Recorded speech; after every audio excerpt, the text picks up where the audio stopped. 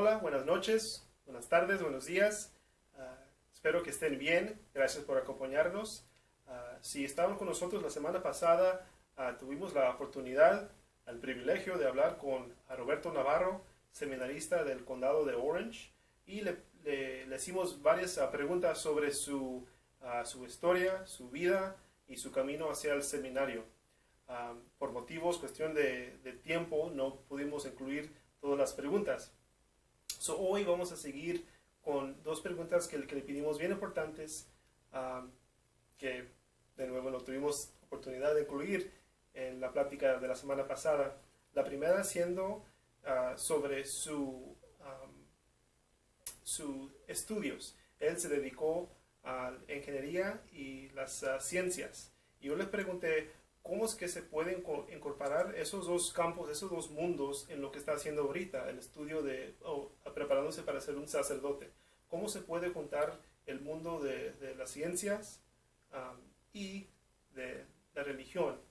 Y esta fue su respuesta. Claro que sí, Dios siempre nos habla desde nuestra realidad y en base a nuestras capacidades. Es como Él se va realizando en nuestra vida, ¿no? En nuestra historia.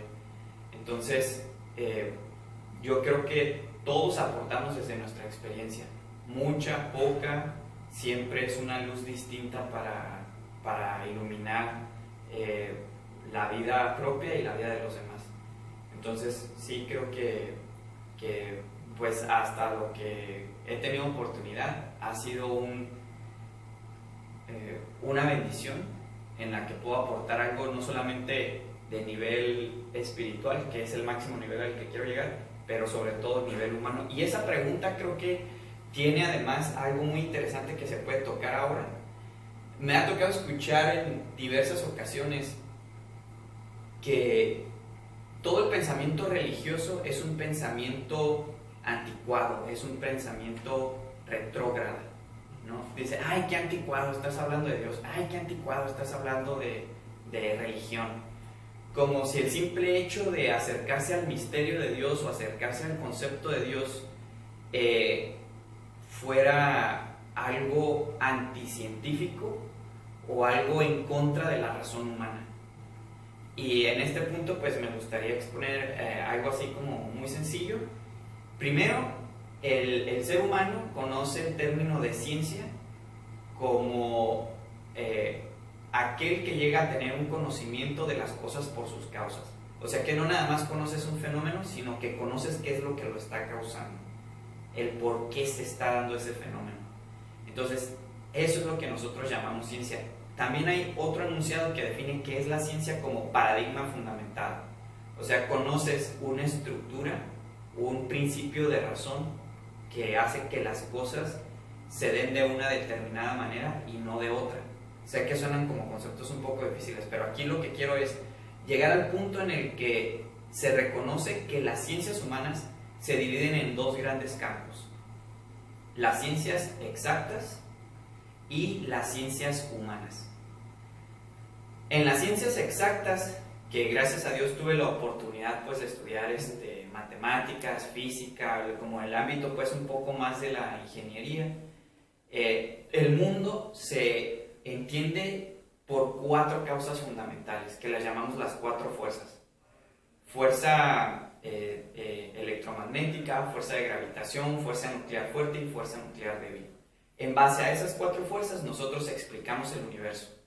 Y la física actualmente, los teóricos físicos, física cuántica, física subatómica, están tratando de encontrar, desde Albert Einstein, una sola fuerza que genere las otras cuatro. La llaman la teoría del todo. Bueno, para no seguir hablando más de las ciencias exactas, quiero irme a lo esencial. Isaac Newton creó un paradigma en el que separó lo divino de lo humano totalmente, pero dándole a lo divino una explicación humana. Antes de Isaac Newton, cuando alguien contemplaba las estrellas, el universo, el espacio, se quedaba maravillado y entendía aquellos astros, aquel fenómeno, como un fenómeno divino. Pero Isaac Newton desmitificó el espacio, desmitificó el cielo, el universo, y dijo, esas estrellas siguen estos puntos, los meteoritos, siguen esta ruta, entonces nosotros los podemos conocer, los podemos calcular. Entonces tenemos un control sobre ellos. Y no solamente eso, sino que la mecánica de Isaac Newton nos llevó no solamente a comprender las estrellas, sino la velocidad, sino la materia, por así decirlo, en su totalidad. Y con todas las otras leyes de la materia, el ser humano se sintió dueño del universo. Dijimos, nosotros podemos controlar toda la materia. Entonces, las ciencias exactas comenzaron a ponerse por encima de las ciencias humanas y por encima del pensamiento religioso, que ahorita quiero llegar a ese punto. En ese momento en el que las teorías de Isaac Newton lo empezaban a explicar todo, surgen dos grandes científicos que son muy actuales, Niels Bohr y Albert Einstein. Y ambos, con la teoría de la relatividad y la teoría de la física subatómica o física cuántica, el universo de las ciencias empíricas se colapsó. La evolución científica llevó a decirnos en el día de hoy que el paradigma de las ciencias exactas no es absoluto. No podemos explicar el universo desde las ciencias exactas en este momento. Y eso creó un caos porque las ciencias no son capaces de explicar el universo.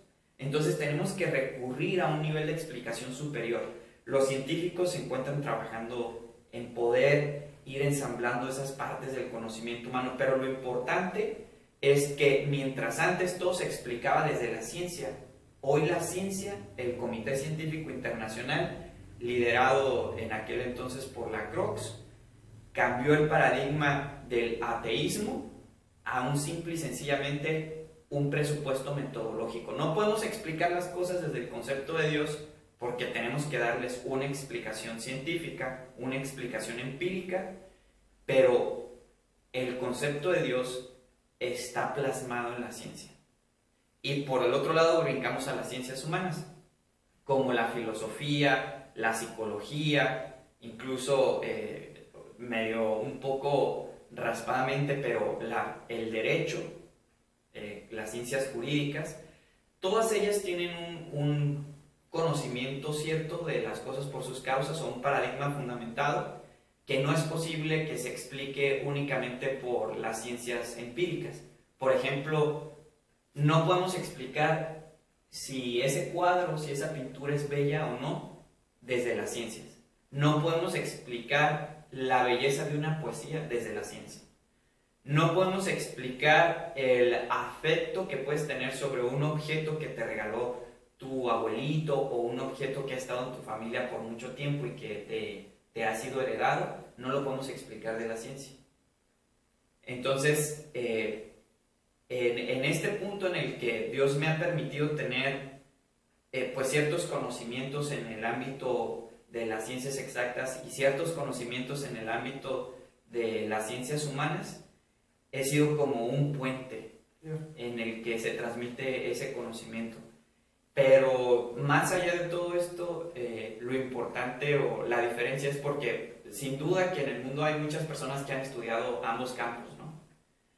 Pero no todas ellas han tenido una visión religiosa. ¿A qué me refiero con esto?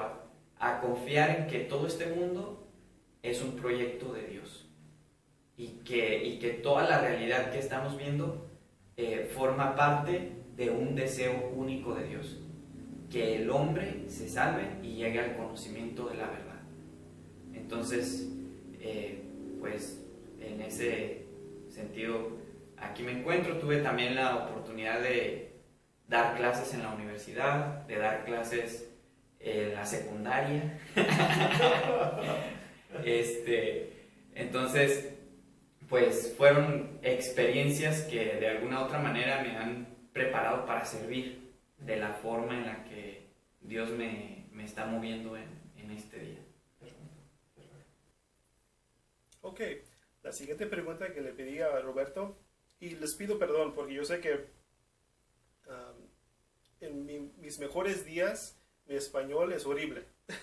Y pues con una máscara enfrente y con el eco que teníamos en el cuarto, pienso que pues no sé, mi voz no se escuchaba bien y posiblemente me equivoqué en mi español. Pero le pregunté, ¿cómo es que uno, siendo él, Roberto, como seminarista, cómo puede explicar a alguien que no cree en Dios y solamente en las ciencias, cómo se puede explicar lo que es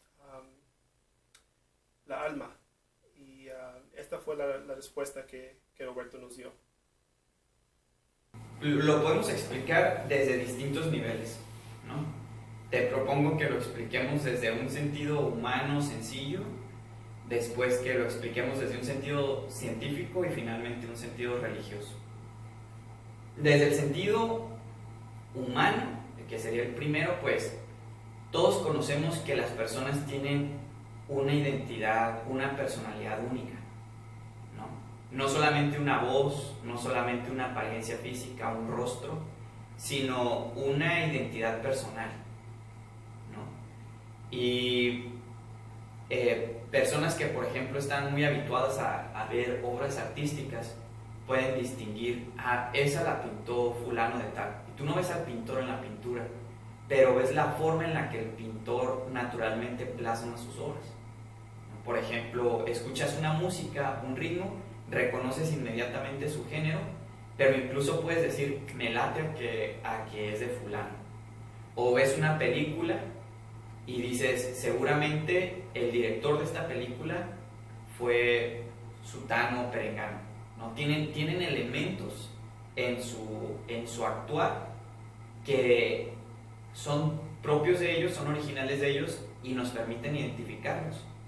Entonces, los seres humanos tenemos un espíritu único y transmitimos muchas cosas.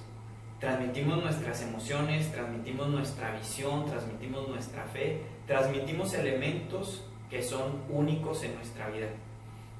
Y siguiendo a un autor muy bueno que se llama Romano Guardini, tiene un libro que se llama Jesucristo el Señor, y en la primera parte del libro describe cuáles son las propiedades del alma. Y él lo identifica que el alma humana tiene 3 núcleos. Entonces, uno de ellos es la justicia, la lucha por la justicia personal y hacia el exterior. Un ser humano nunca va a estar tranquilo si existe una injusticia, ya sea que se le cometa hacia él o hacia alguien más. Las injusticias corroen nuestro espíritu, nuestra alma. Estamos hechos para la justicia. Segundo elemento es la verdad. El ser humano siempre está en búsqueda de la verdad. Se siente defraudado cuando comete un error o cuando le es evidente un error de los demás, especialmente cuando es sustancial, significativo, y siempre tiene el deseo de conocer y de conocer en verdad, ¿no? Entonces, la verdad es un elemento constitutivo de nuestra alma. No estamos a gusto cuando nos mienten, no estamos a gusto cuando mentimos, y el encubrimiento de la verdad, el disfrazamiento de la verdad o la transgiversación de la verdad siempre van a ser una herida en el alma de la persona. Y finalmente, el núcleo vital lo ponen como en una pirámide, ¿no? Entonces están la justicia y la verdad, y sobre ellos está el amor. El amor, ahorita lo explico por qué está arriba. El amor, que es el buscar el bien del otro y el buscar el bien personal, siempre es un elemento constitutivo del alma. Entonces, cuando nosotros no somos amados, cuando nosotros no amamos, nuestra alma comienza a perder su vitalidad, porque comienza a perder se deja de ejercitar y se comienza a debilitar, ¿no? Entonces, justicia, verdad y amor son los elementos constitutivos del alma que se expresan en una manera especial en cada persona. Entonces, yo tengo una manera propia de expresar esos 3 elementos, y en la misma medida en la que esos elementos estén en armonía en mi interior, mi expresión va a ser más genuina y más fuerte. Como por así decirlo, imaginemos que estamos en una lanchita, en una de esas, en un kayak de 3 asientos, ¿no? Si cada quien empieza a remar para su lado, si no van en sincronía, pues el kayak se va a ir moviendo y no va a adquirir la misma fuerza a que si todos lo están haciendo en sintonía, ¿no? Y podemos poner pues como ejemplos en los que 3 fuerzas convergen en un mismo punto y eso hace que sean más eficientes. Entonces es lo mismo, cuando la verdad, la justicia y el amor se convergen en nosotros, en nuestro ser personal, tenemos una fuerza espiritual mayor. Entonces, esos 3 elementos siempre se tienen que dar juntos. Yo no puedo decirte la verdad, una verdad importante, cuando esa verdad no es justa y cuando esa verdad no conlleva un acto de amor personal. Porque muchas veces hemos dicho, los amigos se lleven con la verdad. Y la realidad es que no. La verdad puede ser dolorosa, pero los amigos siempre se acarician con la verdad. Puede ser que tengas un amigo doctor y que te diga, ¿sabes qué? Tienes un apéndice, tienes una apendicitis, te la necesito sacar, te voy a meter un cuchillo, te voy a abrir la panza, te voy a extirpar lo que te está haciendo mal. Va a ser un procedimiento doloroso, pero siempre va a estar hecho con amor. Lo importante es la anestesia, ¿verdad? Entonces es un proceso en el que si no hay amor y hay verdad, puede haber un dolor y puede ser una verdad perjudicial. Igual la justicia, que le entendemos muchas veces como dar a aquello que le corresponde, es un paso para alcanzar el amor, pero no nos tenemos que quedar únicamente ahí. Claro que nos sentimos mal, tenemos que empezar por la justicia. Si yo le falté a alguien, tengo que restituir mi falta. Si he sido injusto, tengo que ser justo, es el primer paso. Pero el amor va más allá, porque soy capaz de darte algo incluso aún cuando no lo mereces. Y soy capaz de ser misericordioso, doy un paso más allá de la justicia, pero la justicia se presupone antes. Entonces, esos son como los elementos de la persona humana. Eso era explicándolo desde el ámbito humano, ¿no? Cómo nos encontramos humanamente, cómo el abrazo de tu mamá es ese abrazo único de tu mamá, cómo el abrazo de un amigo es el abrazo único de ese amigo. Entonces, esa es como la identidad del alma de esa persona. No sé si una pregunta ahí o pasamos como a nivel científico. Seguimos, pero interesante que estás explicando esos 3 alimentos y me pongo a pensar a los más inocentes, los niños. Crecen con esas calidades desde chicos y pues desgraciadamente por su crecer, por su environment, posiblemente que se les va faltando algún aspecto de esas calidades. Pero bien, cuando estás explicando eso, también estoy pensando en la alma, corazón de niños, porque ellos saben lo que es la verdad, saben cuando algo es hay una injusticia y dan el amor naturalmente. Y triste que a veces cuando nos crecemos más se nos va faltando y se nos olvida de que somos de esos 3 alimentos de nuestra alma. Bueno, más humanamente, porque ese tema está muy interesante, siento que es donde se aterriza lo demás. Tanto el nivel religioso como el científico vienen a darle luz al nivel humano, pero el nivel humano es el nivel de nuestra práctica cotidiana, ¿no? Es lo que hacemos, ya es el actuar. No es la teoría, no es la explicación, sino es ya el hecho. Y ahorita que mencionas eso, este tema que te estoy comentando es un tema que me ha tocado, gracias a Dios, pues estudiar por algún tiempo determinado, y para el que diseñé una técnica de memotecnia para explicar algo que es lo que te quería comentar en el ámbito de nuestro ser personal, de nuestra esencia, de nuestro espíritu, nuestra fe, que no es explicada únicamente por las ciencias, ¿verdad? Que trasciende todo eso.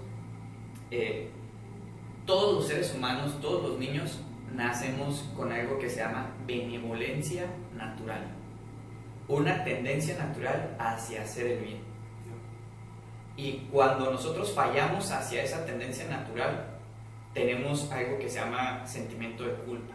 Y no es únicamente la vergüenza primitiva del niño que no obtiene el reconocimiento del padre, sino el castigo, que es como la psicología lo llama.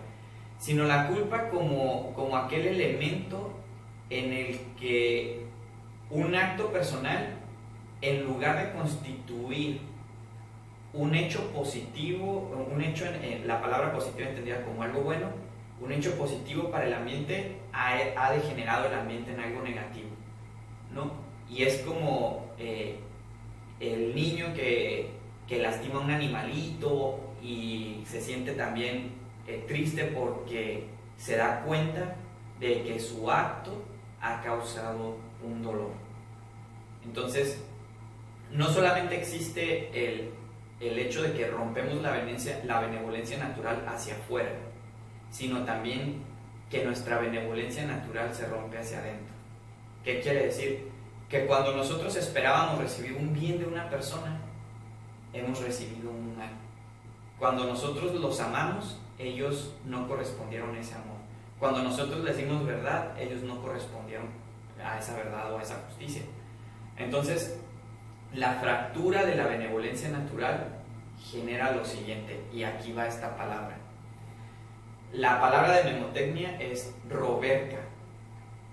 Roberca, casi como Roberta, es roberca. Y quiere, cada una de las letras como tiene una palabra. La R, rencor. La O, odio. La B, venganza. La E, envidia. La otra R, resentimiento, celos y antipatía. Roberca. ¿Ok? Entonces, cuando a nosotros nos han hecho un mal, fracturaron nuestra benevolencia natural y a través de esa fractura se filtró el mal. Es como la mordida de una víbora, ¿no? ¿Qué es lo peligroso? ¿Que la víbora te muerda? El veneno. Exacto, el veneno que te deja. La mordida es el hecho, el acontecimiento. Te mordieron, te hicieron un mal, pero ese mal se clavó dentro de tu nivel espiritual porque fue en contra del amor, porque fue en contra de la verdad y porque fue en contra de la justicia. Entonces, ese veneno comienza a corroer tu alma y esa corrosión genera alguno de esos elementos, alguno de esos 7 elementos que te acabo de comentar, ¿no? Rencor, odio, venganza, envidia, resentimiento, celos o antipatía. Uno de esos elementos está corrompiendo el alma. ¿Qué le hacen a un niño o a una persona cuando lo muerde una víbora? ¿Qué le hacen? Gritando, obviamente, la mamá.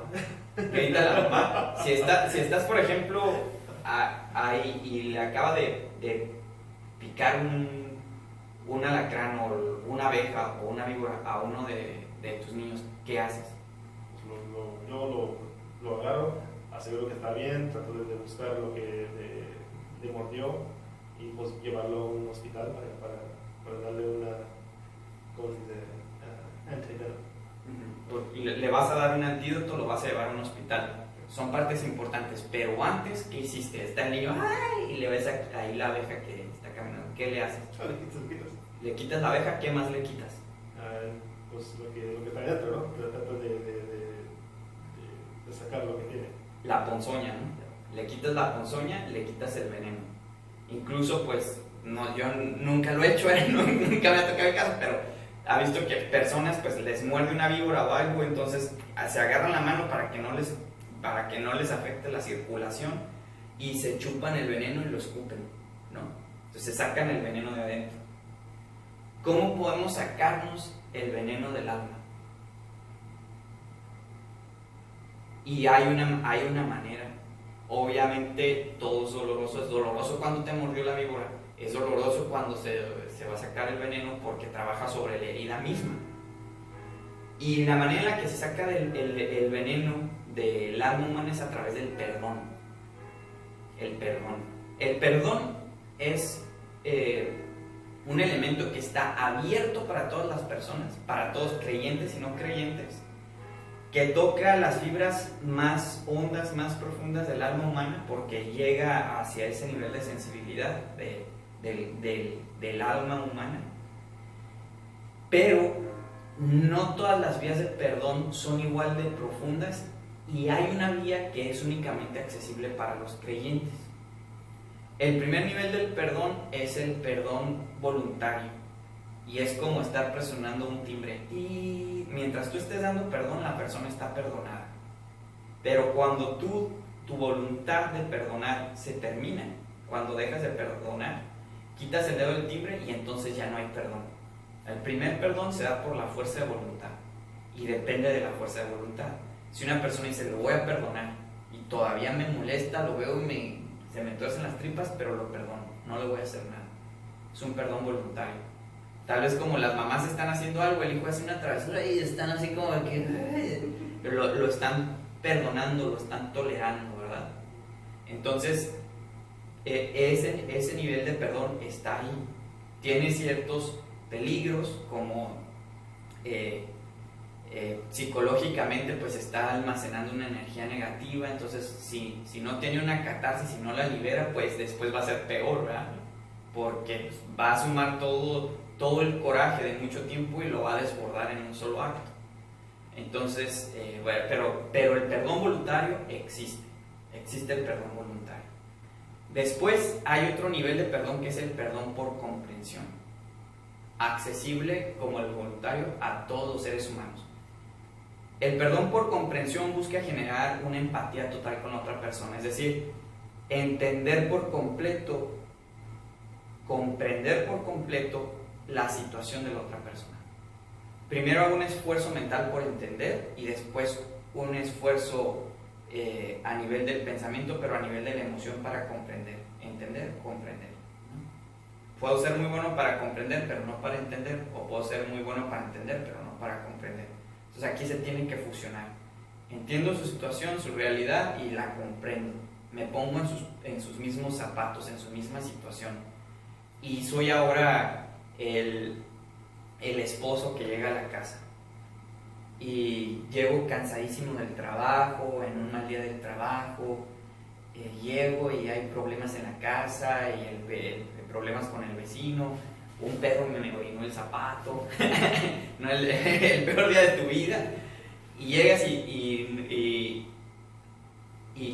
nada está como lo esperas. Entonces te empiezan a hablar acerca de la fiesta, a la boda a la que te están invitando, de una persona con la que no congenias. Y, no, yo no quiero saber nada de eso, ni me los digas, ni me los menciones. Entonces, en ese momento te desbordas, ¿no? Entonces, si la esposa hace el esfuerzo de la comprensión y del entendimiento, va a decir, llegó cansadísimo del trabajo, de un muy mal día, soy yo la que le tengo que pedir perdón, porque cuando llegó no estaba lista la cena, los niños estaban peleando. O sea, ve la situación del esposo, ¿no? Lo comprende, y ahora ya no es ella la que busca que le pidan perdón porque se enojaron cuando hablaron del tema, sino ella es la que se da cuenta que tiene que, pero se da cuenta que la situación del otro, y es ella la que busca el perdón por la situación. Se dio como a nivel de la comprensión. Tercer nivel, accesible a todos los seres humanos, se llama el perdón a nivel de los sentimientos. Tiene que ver mucho con el perdón empático, y es cuando no solamente perdonas el acontecimiento, sino que interiormente ya no tienes el sentimiento vivo, la herida viva de lo que se ha suscitado. Ese tiene que ver con un acto de humildad, ¿no? No es que me hayan hecho algo malo porque lo merezca, no, pero no me voy a quedar anclado hacia eso. Nos sentimos siempre muy mal en una situación porque han tocado la fibra de nuestro ego, la fibra de nuestra superioridad en ese momento, ¿no? Llámese física, espiritual, material, económica, como tú quieras, una fibra sensible de nuestro ego. Y el acto de humildad es, pues sí, obviamente no soy perfecto, no tengo que renunciar a lo justo, la justicia es parte de mi alma, puedo incluso ser misericordioso y tolerarlo voluntariamente, pero es un perdón tan fuerte, tan íntimo, que hace que la persona ya deje de sentir el deseo de resentimiento, odio, rencor, venganza, celos o antipatía.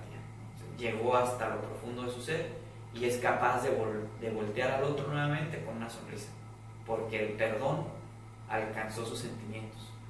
Ya no siente feo porque está el otro, ya lo integró en su vida. Y finalmente hay un recurso de perdón que es únicamente para los creyentes. No sé, aquí en este caso sería únicamente para los creyentes en un Dios personal, en un Dios de justicia y de amor, porque pues ya vemos que hay creyentes que creen en el espagueti y no sé qué, tantas cosas, ¿no?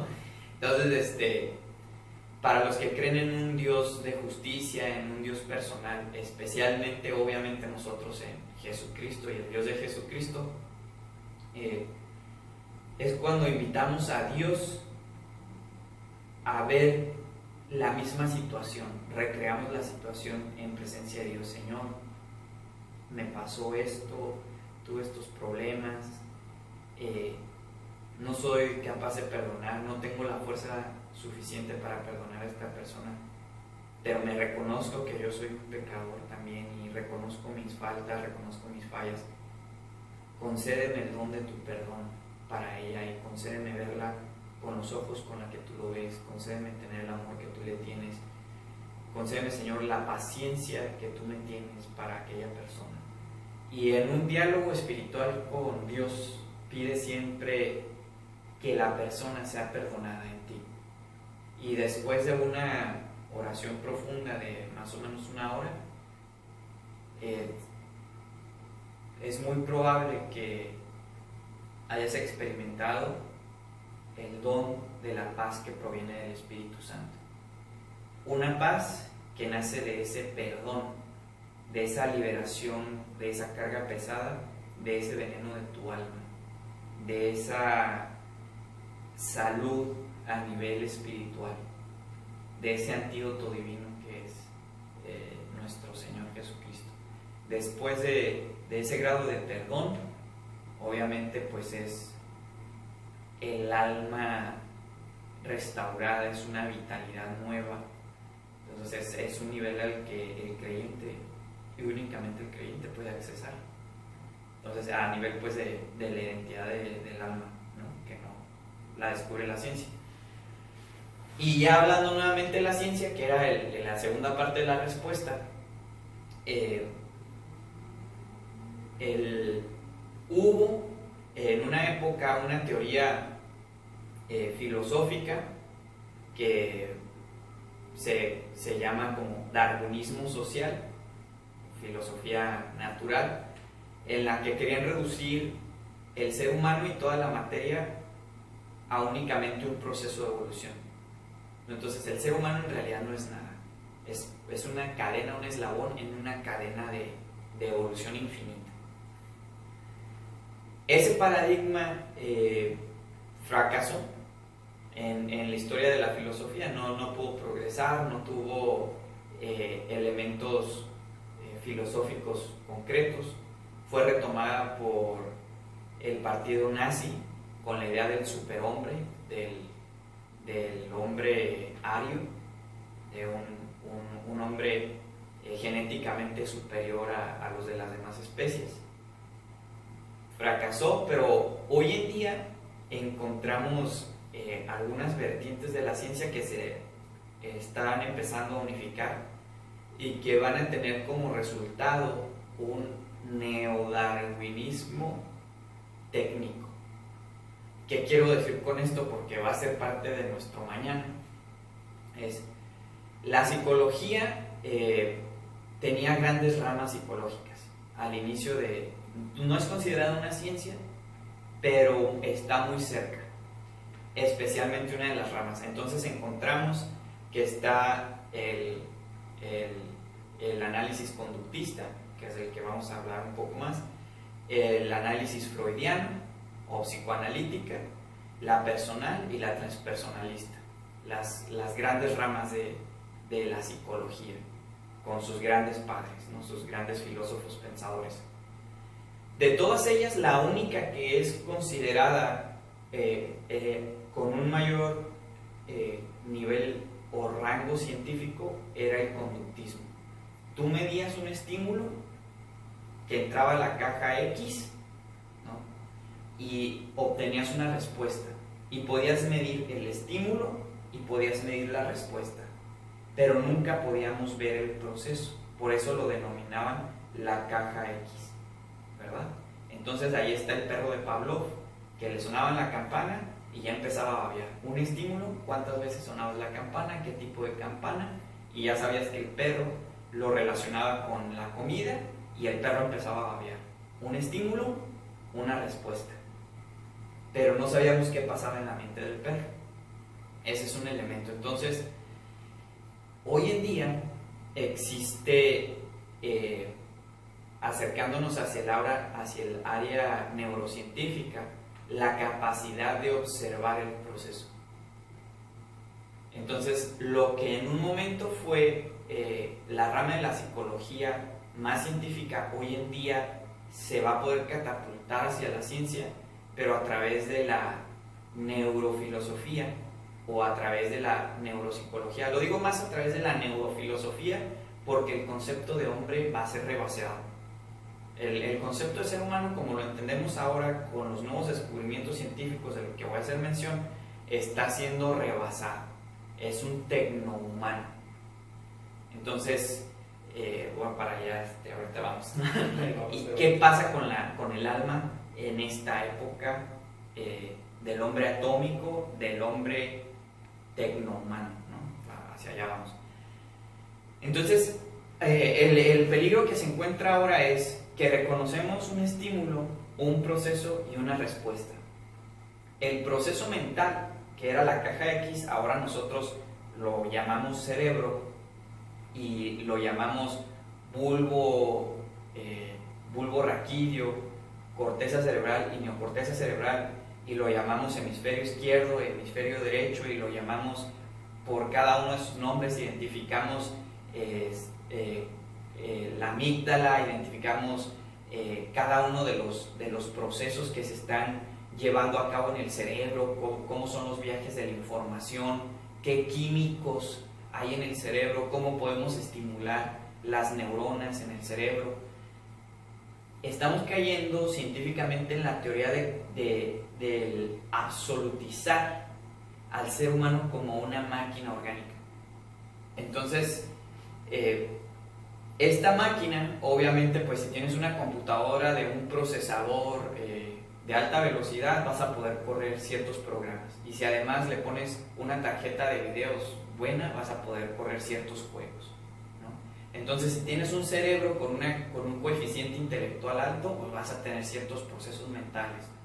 Y si además tienes porque hablamos ya de inteligencias múltiples, una inteligencia relacional, una inteligencia de control de tus emociones, una inteligencia, etcétera, etcétera, pues vas a tener habilidades humanas para poderte mover en un mundo determinado. Incluso se habla ahora con los experimentos de Elon Musk de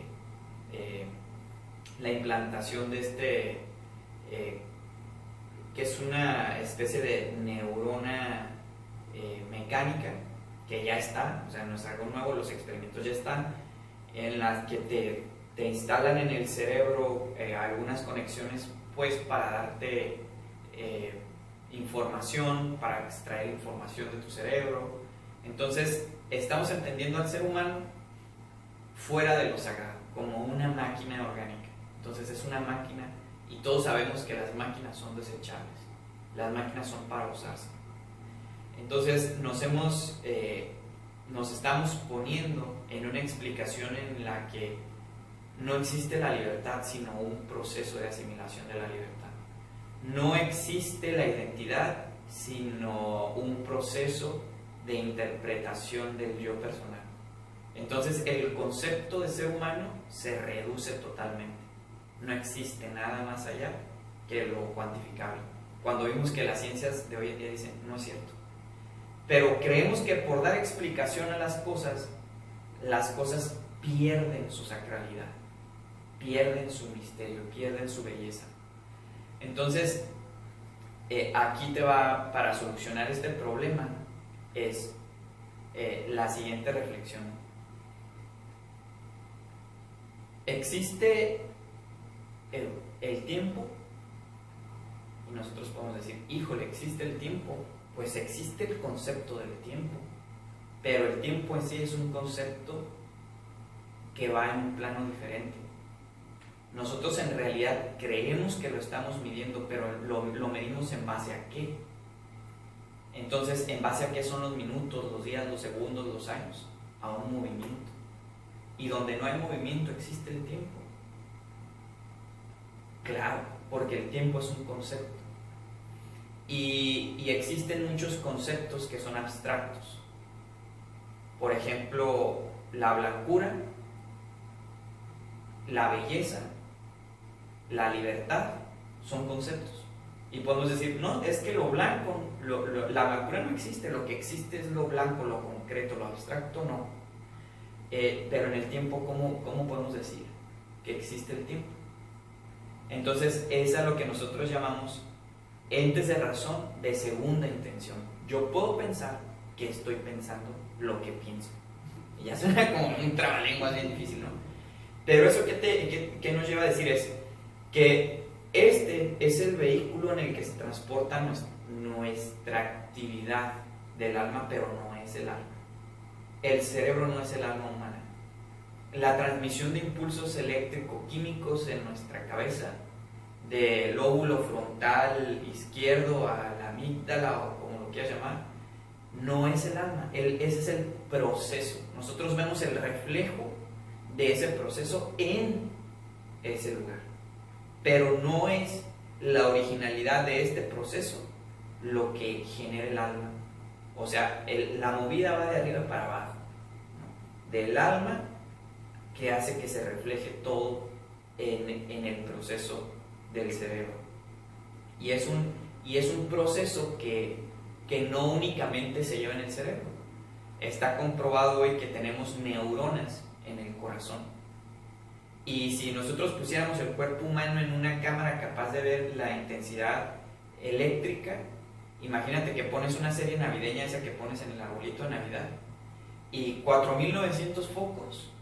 O sea, la mayor parte de la luz no está en el cerebro, está en el corazón humano. Entonces, la mayor intensidad eléctrica, por así decirlo, electromagnética del ser humano no está aquí, está aquí. Entonces, el hecho es que el ser humano en su totalidad, pues es un misterio, ¿verdad? Y no puede ser reducido. Entonces, científicamente, si nosotros hablamos del alma, te decía, hasta hace algunos años se hubiera podido aceptar como una incógnita.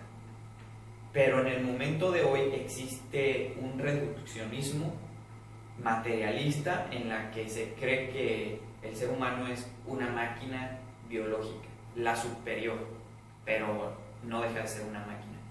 Y nosotros distinguimos una dignidad superior, no solo un proceso. Y eso es algo diferente. Entonces, ¿de dónde nos proviene esa dignidad como creyentes? De ser imagen y semejanza de Dios. Pero como ser parte de la creación, si nosotros queremos sacar a Dios de esta explicación, pues es porque verdaderamente poseemos un alma espiritual. Esa alma espiritual está reflejada en procesos espirituales, en conceptos de segunda intención, en conceptos abstractos, en un montón de elementos que no son posibles cuantificar de ningún otro modo más que a través de la explicación del alma. Entonces, científicamente se corre el peligro de tratar de reducir el hombre por lo que es únicamente visible, pero filosóficamente, que también es una ciencia, claro que existe el alma humana. Y el tercer punto de explicarlo es desde Dios, desde la religión, es Y aquí es lo más interesante, y quisiera hablar o introduciendo este tema con un pensamiento de Santo Tomás de Aquino, que va de la mano con la filosofía platónica y especialmente con la filosofía de Aristóteles, aristotélica.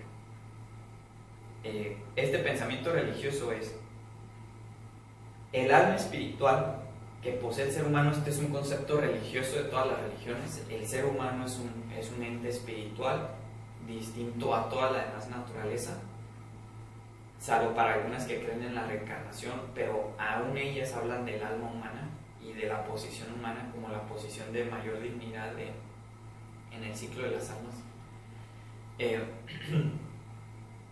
El alma humana, que es un concepto universalmente válido en las religiones, desde la perspectiva religiosa es algo bien interesante, porque es la imagen, la huella de Dios en el hombre. Entonces siempre es religiosamente un remitente, quiero decir, una conexión entre el hombre y la divinidad, entre la criatura, nosotros, y el creador. Siempre es un puente. Entonces esa identidad personal que está en el alma, lo más hermoso es que está reconocida, soportada y asimilada por Dios. Entonces, pues sería como esta la respuesta hacia ese tema. Ok, pues, gracias por acompañarnos hoy. Espero que aprendieron algo, que les gustó esta entrevista con Roberto. Le quiero dar las gracias a Roberto por dar su tiempo sin problema. Esta entrevista nos tomó como unos 3 horas, 2 días. Dividimos el tiempo en 2 días. Son 3 horas de su tiempo para sentar con nosotros y explicar un poco de lo que es su vida. Les pido a ustedes que tengan a Roberto en sus oraciones para que un día pueda llegar a ser un sacerdote. Y también les pido que tengan en oraciones a todos esos hombres que se están preparando, que están en el seminario, están preparando para ser sacerdotes, a esos hombres que están pensando en su llamada, para que un día puedan llegar hacia el sacerdocio, para que Dios nos dé más sacerdotes, más buen hombres así como Roberto, para guiar a su iglesia. De nuevo les doy las gracias. Espero que les gustó y los esperamos ver la semana pasada aquí en la escuelita. Gracias.